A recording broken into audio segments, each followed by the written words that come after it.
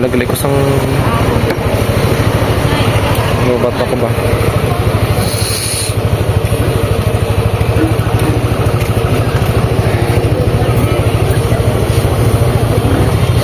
Para pa sa lubakon.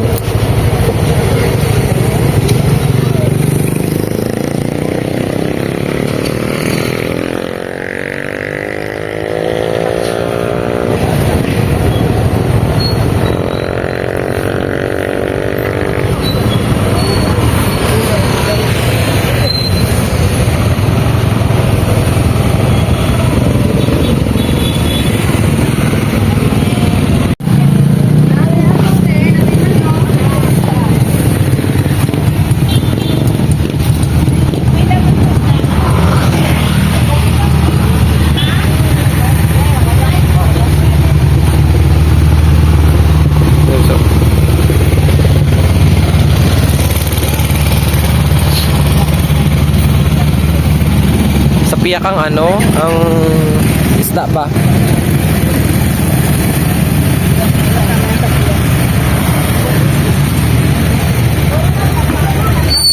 Pagkakita ko.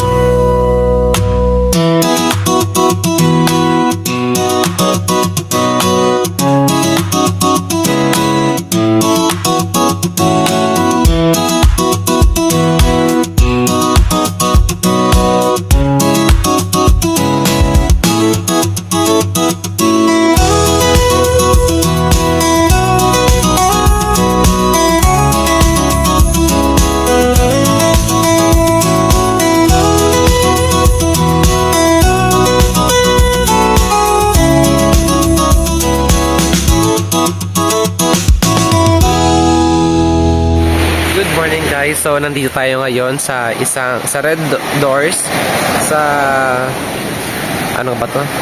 Sa Cebu pa rin. So dito kami tumuloy. Hindi na ako nakapag outro kahapon kasi nakakapagod yung travel at saka medyo maulan dito. At saka nung gabi hindi pa kami nakatulog kasi biglang lumindol. Ang lakas ng lindol talaga. Kaya medyo ganito parang sumasakit yung ulo ko pero okay lang naman. Ito pala yung lugar kung saan kami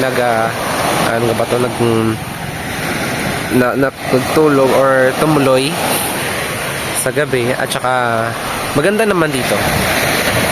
Pagpasok mo pa lang sa may NLD, makita mo talaga para siyang paraiso kasi madami siyang halaman at saka yung dito yung sa kinatatayuan ko ngayon is baybayin. Yan.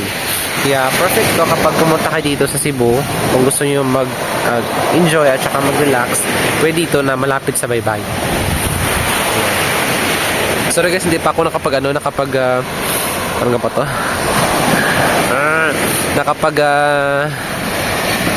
What do you call this? Limutan ko.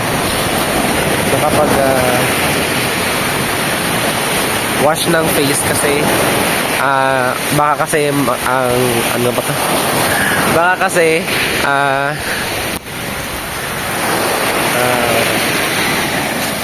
hindi pa ako nakapag-wash ng face kasi may tao pa sa CR. At saka pasensya na kayo guys kasi inuubo ako ngayon. Nung nakaraan pa kasi ito eh.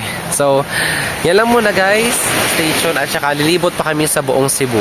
Bye-bye!